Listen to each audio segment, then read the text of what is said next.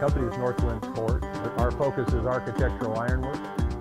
We also do some sculptural work. We do hardware, tooling. We don't use, per se, any fabricated componentry. It's almost exclusively blacksmithing as it was done 3,000 years ago.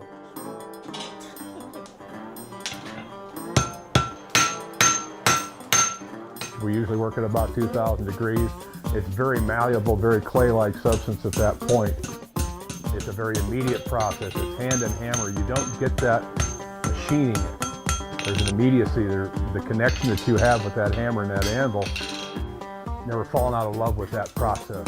So blacksmithing to me it's art.